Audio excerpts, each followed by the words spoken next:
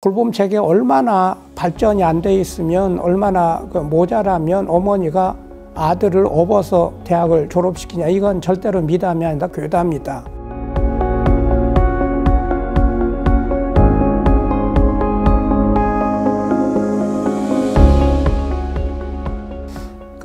건보 이사장을 할 때부터 지역사회 돌봄을 제안도 하고 이제 강연도 하고 정부하고 협의도 하고 이러면서 그게 아젠다가 되도록 꽤 노력을 했어요. 내년에 치매 환자가 100만 명이 될 것이다 이렇게 예측한 이제 보고서를 얼마 전에 복지부가 발표를 해서 이제 화제가 되었는데, 사실은 7년 전에 같은 조사를 한 적이 있었는데 그때 예측하기는 25년 금년에 100만 명을 넘는 예측을 했어요.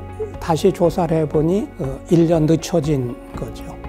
60년대생, 70년대생이 인구 집단이 가장 커요. 그래서 그 집단이 지금 이제 노인으로 진입하고 있거든요. 그분들은 여러 가지로 건강 상태나 소득 수준, 교육 수준 이런 거가 꽤 높아요. 전 세대보다는. 비교적 건강 상태가 괜찮은 집단이 이제 들어가게 되니까 나름 건강 관리도 하고 이 치매 발생률이 좀 내려간 것으로 그렇게 볼 수도 있고요. 치매는 노인 돌봄 중에서 그 난이도가 제일 높은 그런 그룹을 형성하지요.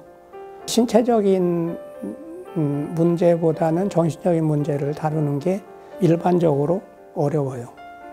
그래서 이제 치매에 걸리시게 되면, 근데 치매라고 하는 거는 혼자 오는 법이 별로 없고 여러 가지 병이 같이 오거든요.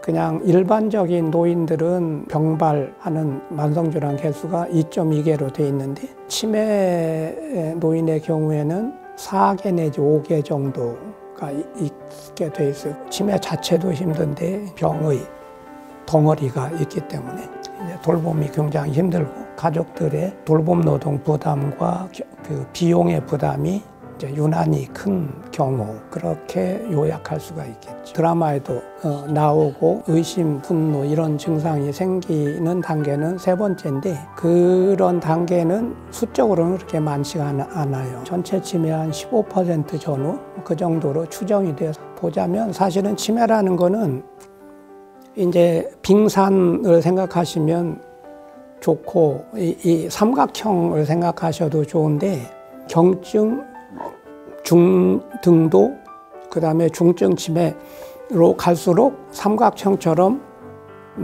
숫자가 작아져요. 초기 치매는 주로 이제 기억력이 없어진다든지 그런 증상을 초기에는 주로 보이고요. 뭐 경증, 중등도까지는 커뮤니티 케어의 필요성이 늘어나기는 하지만, 문제는 이게 아무리 이제 이 커뮤니티 케어에 이 지원을 해줘도 그 단계가 되면 가족 부담이 굉장히 커질 수밖에 없기 때문에 집에 계시기 어려운데, 그러면 시설에 들어갈 수 있느냐 그러면 시설에서도 그런 환자는 안 받아줘요. 그러니까 진퇴양난이에요. 지금 현재 상태는. 치매 대책이라고 하는 거는 기본적으로 치매의 대책과 노인 돌봄, 노인 지역사회 돌봄의 대책은 이거는 분리 불가능해요. 치매 관리가 잘 되려면 이 지역사회 돌봄의 시스템이 전반적으로 잘 깔려야지 돼요. 제가 가끔 쓰는 표현으로 이제 로빈슨 크루소 정책은 없다. 혼자서 잘 될 수 있는 정책은 없어요. 연관 정책들이 패키지로 좋아져야지 되는 거거든요. 그러니까 지역사회 돌봄 체계가 기본적으로 잘 돼 있으면 치매 관리는 훨씬 편해지고 효과가 많죠. 2월 말에 법이 통과가 돼서 이제 3월에 시행이 공표가 됐고요. 그래서 2년 유예 기간을, 준비 기간을 줘서 2026년 3월에, 내년 3월에 전국적으로 실시가 됩니다. 그러니까 전국적인 실시가 되면 전국의 모든 지자체에서 지역사회 돌봄을 실시를 해야 될 의무가 생기는 거죠. 이제 돌봄이 점점 이제 그 확대가 되면 돌봄의 제공 조직도 늘어나고, 그리고 이제 거기에 종사하는 일자리도 늘어나게 됩니다. 앞으로 20년 정도를 두고 이제 100만짜리 내지는 300만짜리의 돌봄 일자리가 늘어나야지 되고, 그렇게 되면 이제 한국의 노동시장에도 상당한 임팩트를, 파급 효과를 미치게 될 것이다. 그 사이클이 하나가 돌아갑니다. 이제 두 번째 사이클이 또 하나 중요한 사이클이 돌아가는데, 돌봄을 하자면 물자와 정보가 굉장히 필요해집니다. 그 노인이나 장애인을 집에서 모시려면 상식적으로 생각해서 침대부터 바꿔야 될 거고, 각종 보조기기들이 공급이 돼야 되지 않겠어요? 주거 부분이 돌아간다는 거죠. 이 돌봄 체계를 구성하는 거가 이제 소위 돌봄의 물자와 정보에서 굉장한 이제 산업 발전을 촉발하게 된다는 거죠. 그리고 이제 요즘 많은 사람들이 관심 가지는 스마트와 AI 이런 거가 저는 돌봄이 중요한 이제 이게 요람이 될 것이다. 돌봄 관련 물자와 정보의 산업이 발전하는 것, 이런 것들이 기회의 실체인 거죠. 집집마다 이제 부모를 모셔야 되는 문제가 생겨 있는데, 그 부모를 모시는 돌봄 제공자는 그러니까 1차적으로 가족이고, 요새는 이제 영케어로 간병살인 이런 말들이 나오는데, 이거는 한마디로 말하자면 가족 돌봄이 너무 지나친 데서 나오는 현상이에요. 90대 노인을 돌보는 자식은 70대다. 이런 거가 이제 노노간병 문제, 치매가 생기셔서 모시는 자식이 20대다. 그러면 그게 영케어로 문제가 되는 거거든요. 그냥 이거는 기본적으로 이제 가족 돌봄이 너무 지나치다는 것이고, 지역사회 돌봄 그 시스템이 체계가 만들어져 있지 않으니까 이게 과다하게 부담이 가는 거고, 젊은 아들이 자식이 부모 돌보는 거에 드는 돈을 벌 수가 없다.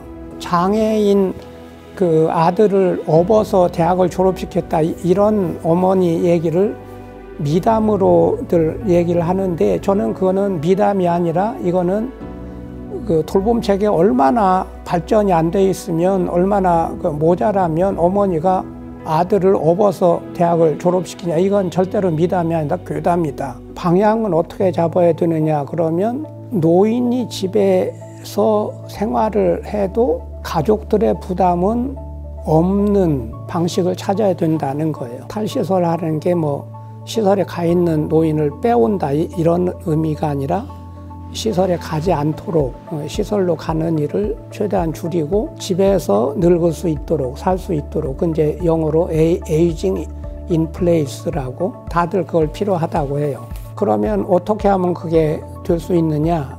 노인이 집에 계시면서 이 모든 필요한 서비스를 받을 수 있도록 집에다가 가정방문을 통해서 이 서비스를 배달해 주는 거예요. 요양보호사가 집으로 찾아가서 수발을 들어주듯, 일상생활 지원을 해주듯, 의사도 방문 진료를 하고, 간호사도 방문 간호를 하고, 재활팀이 방문 재활을 해주고, 다양한 서비스를 패키지화해서 비빔밥으로 만들어서 맞춤형으로 집에 갖다 주는 거예요. 노인들이 그 낮 시간 동안에는 주간보호센터에 가서 그 프로그램을 하고 오시는 거예요. 이거는 아이들이 유치원에 가듯이 노인들은 노치원에 가는 거예요. 예를 들어서 애들은 유치원에 가고 노인네는 노치원에 가면 거기에 여성은 자기 생활을 할 수 있게 되잖아요.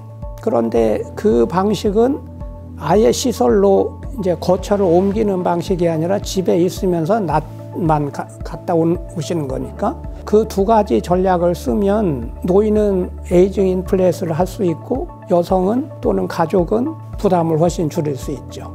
이제 나라에서 이제 프로그램을 만들어서 비용도 이제 저렴하게 낮추어서 전 국민 돌봄 보장을 하는 거죠. 2000년대 초에 육아지원 정책을 시작해서 어린이집이 동네에 깔리듯이, 이제 앞으로는 이제 노인 장애인을 위한 데이케어 센터가 전국에 이제 주간보호센터가 깔려야지 된다는 거죠. 에이징 인 플레이스를 하려면 그러면 집이 있어야 된다는 거죠. 노인이나 장애인이 있는 집은 집 상태를 봐서 안전하고 편리하게 집에 있을 수 있도록 주택 개조를 해줘야 된다는 거예요. 또 한 가지는 좀 나가면 노인이나 장애인들이 조그만 이 장기 임대 주택에 들어가서 거기서 주거 지원 서비스라는 거를 받을 수 있도록 치매 환자를 위해서 이제 쓸 수 있는 방법은 예를 들어서 돌봄 농장이라는 게 있어요. 치유 농장.